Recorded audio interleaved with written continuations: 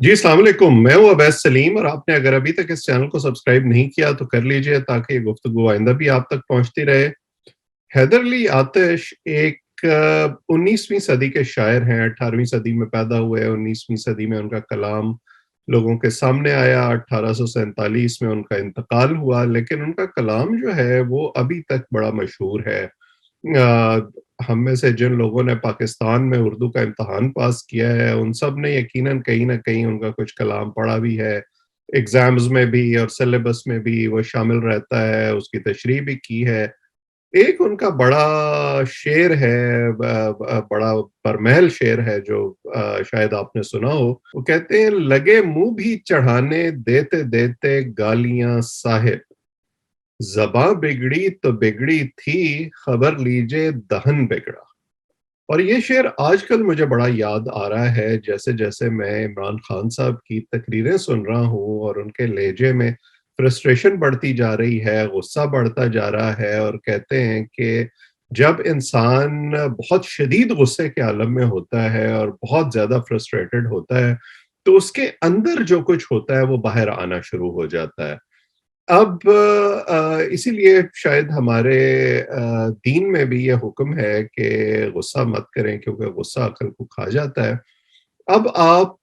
अगर देखें कि इमरान खान साहब अपने हामियों में बड़े मकबूल हैं, एक जारहाना मिजाज फास्ट बॉलर के तौर पर जो बाउंसर कराता है, लेकिन होता क्या है, अगर आप क्रिकेट की इस्तिलाह में बात करें, हर वो समझदार फास्ट बॉलर जिसको हुक करके बाउंसर्स को 1-2 चौके या छक्के लग जाएँ, अगर वो गुस्से में आ जाए और मज़ीद बाउंसर पे बाउंसर करना शुरू हो जाए, तो उसके फ़रीक़ मुख़ालिफ़ यानी कि जो बैट्समैन है, उसको पता होता है कि अभी अगला भी बाउंसर ही करेगा और फिर उस पर भी एक लंबी हिट लगती है। लेकिन जो समझदार बॉलर होते हैं, वो अपने मुख़ालिफ़ बैट्समैन को यॉर्कर फेंकते हैं या आउट स्विंग फेंकते हैं, यानी उसको आउटस्मार्ट करने की कोशिश करते हैं, सोचकर बजाय गुस्से में आए। लेकिन इमरान खान साहब ऐसे लगता है कि जैसे-जैसे उनके खिलाफ दबाव बढ़ रहा है, अब उनको समझ नहीं आ रही कि अब मैं करूँ क्या और कहाँ जाऊँ? और वो उस गुस्से का इज़हार जो है वो अपने जलसों में कर रहे हैं। मुखालफिन के लिए वो ख़ैर कभी भी कोई इतनी बेहतर ज़बान इस्तेमाल नहीं करते थे, और मुझे कोई हैरत इसलिए नहीं होती क्योंकि अगर आप इमरान खान साहब का क्रिकेट करियर देखें और ख़ास तौर पर उन स्पोर्ट्स के सहाफ़ियों से गुफ्तगू करें, जो इनका ग्राउंड में जो करियर था बतौर कप्तान ख़ास तौर पर वो कवर करते रहे हैं, वो आपको बताएँगे कि ये ग्राउंड में भी अपने मुख़ालिफ़ खिलाड़ियों पर और ख़ास तौर पर जूनियर खिलाड़ियों पर जिनसे कभी कोई गलती हो जाती थी, तो ख़ासी मुग़ल्लज़ात जो हैं चॉइसिस्ट किस्म की वो अदा किया करते थे। और किसी को खातिर में नहीं लाते थे इस हवाले से, और क्योंकि उस ज़माने में ये एक प्ले बॉय के तौर पर मशहूर थे, तो मीडिया जिस तरह की इनकी एक्टिविटीज़ कवर किया करता था, तो मीडिया से भी इनका जो एक लव हेट रिलेशनशिप है वो वहीं से शुरू हुआ था। बहरहाल आते हैं अब इन तकरीरों की तरफ। इन तकरीरों में 2-3 चीज़ें जो हैं वो बड़ी वाज़ेह इमरान खान के लहजे से अयां होती हैं। उनके हामी कहते हैं कि जी वो बड़ा लगता है कि वो बड़े कॉन्फिडेंट हैं, और उस कॉन्फिडेंस का इज़हार उनकी तकरीरों से हो रहा है। अगर आप कॉन्फिडेंट हो तो आप सुकून की कैफ़ियत में होते हैं, आप झुंझलाहट का शिकार नहीं होते, और आप इस तरह के गुस्से में नहीं होते जिसमें आप ना सिर्फ़ ऑपोज़िशन को जो है वो तलना शुरू हो जाए, बल्कि आप जो आपके लाने वाले हैं, जो आपको बैक करते रहे अब तक, उनको भी बहाने-बहाने से पैगाम देना शुरू हो जाएँ। अब 2 तकरीरों में, पहले लोअर तीर में और फिर उसके बाद हफ्साबाद में इमरान खान साहब ने ये कहा कि जी जो जानवर हैं वो होते हैं गैर जानिबदार, और न्यूट्रल का कोई मतलब नहीं है, और आपको एक पोज़ीशन लेनी चाहिए, और ज़ाहिर है कि ये पैगाम वो उनको दे रहे हैं जो कि इस वक़्त न्यूट्रल हुए हुए हैं, जिनकी वजह से ऑपोज़िशन को ये मौका मिला है कि वो इमरान खान साहब पर दबाव बढ़ा सके। फिर جس قسم کے الفاظ وہ اپوزیشن کے لیے استعمال کرتے ہیں، کبھی ان کو چوہا کہتے ہیں، کبھی ان کو فضلو کہتے ہیں، کبھی کوئی ڈیزل کہتے ہیں، کبھی کچھ اور کہتے ہیں، اور وہ یہ بھی کہتے ہیں کہ مجھے منع کیا گیا لیکن میں منع نہیں ہوا کیونکہ عوام یہ چاہتی ہے۔ تو عوام تو خان صاحب پھر آپ کی پارٹی کے بارے میں اور اس کے بارے میں بھی بہت کچھ کہتی ہے۔ تو کیا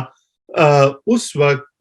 جب آپ خود معترض ہوتے ہیں اس بات پر کہ آپ یا آپ کے خاندان کے بارے میں کوئی ایسی بات نہ کہی جائے، ابھی آپ نے چند جو سوشل میڈیا صارفین ہیں، ایف آئی اے نے ان کو اٹھایا ہے، ان پر مقدمہ چل رہا ہے جس میں مسلم لیگ نون کے صابر ہاشمی جو ہیں وہ ایک ہیں، کہ انہوں نے وزیر اعظم کے خلاف جو ہے وہ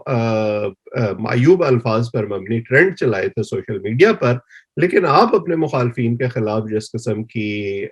زبان استعمال کر رہے ہیں، کیا یہی پیکا کے قوانین جو آپ اپنے مخالفین پر لاگو کرنا چاہتے ہیں یا آپ پر بھی لاگو ہوں گے؟ یا عزت اور احترام خواتین کی اور سیاستدانوں کی صرف اس وقت محترم ہے اگر وہ آپ کی پارٹی سے تعلق رکھتے ہوں یا آپ کی ذات کے ارد گرد موجود ہوں؟ تو جب آپ اس طرح کی دو عملی دکھائیں گے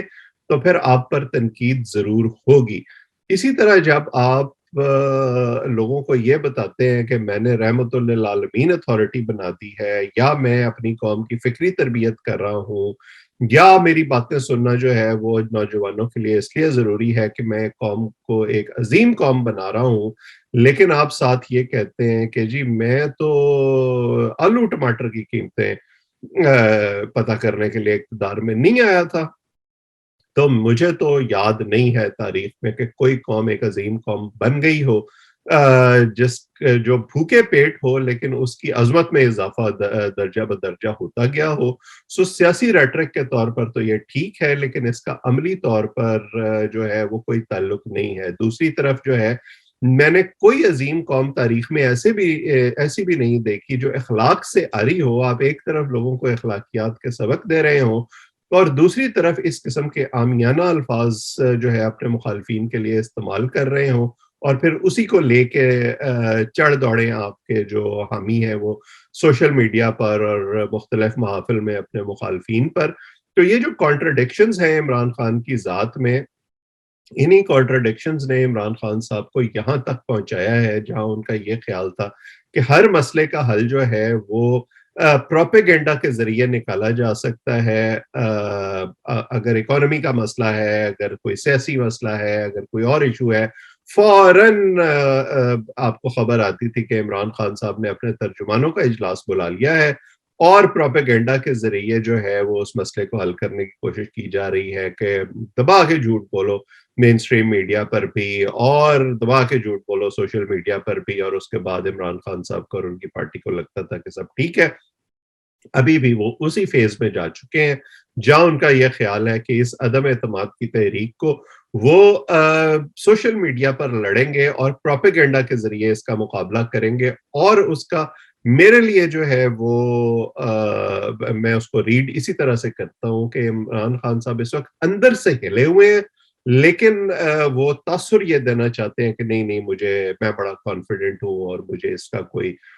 خوف نہیں ہے، کیونکہ اگر خوف نہ ہوتا تو جیسے آپ کو یاد ہے انہوں نے یوسف رضا گیلانی کے جیتنے کے بعد پارلیمنٹ سے ووٹ آف کانفیڈنس لیا تھا۔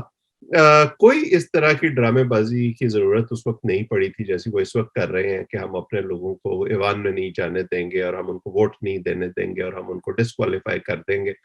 کیونکہ اس وقت ان کو یقین نہیں ہے کہ کتنے لوگ ایکچولی ان کے ساتھ کھڑے ہوں گے۔ نہ اگر وہ عثمان بزدار کو تبدیل کرتے ہیں تو ان کو یہ یقین ہے کہ وہ دوبارہ اپنا وزیر اعلیٰ پنجاب اسمبلی سے منتخب کرا سکتے ہیں۔ سو یہ ساری چیزیں جو ہیں ان کے اندر اس وقت وہ ابال پیدا کر رہی ہے جو آپ کو ان جلسوں میں اس قسم کی تقریروں میں نظر آ رہا ہے، لیکن اس سے آپ کے چند جذباتی حامی جو ہیں وہ تو شاید آپ کے حق میں نعرے ماریں اور یہ سمجھیں کہ آپ بہت اچھا کر رہے ہیں، لیکن وہ سیریس ووٹر جس نے آپ کو ووٹ دیا تھا یہ سمجھ کے کہ آپ ڈیلیور کر سکتے ہیں، آپ کی پرفارمنس بہتر ہو سکتی ہے، آپ اپنی اس لیک آف گورننس کو اس قسم کے ریٹرک کے پیچھے چھپا نہیں سکیں گے، بلکہ آپ کو مزید نقصان ہوگا۔ آج اتنا ہی۔ آپ اس چینل کو سبسکرائب کر لیں تاکہ یہ گفتگو آئندہ بھی آپ تک پہنچتی رہے. آپ سب کا بہت بہت شکریہ.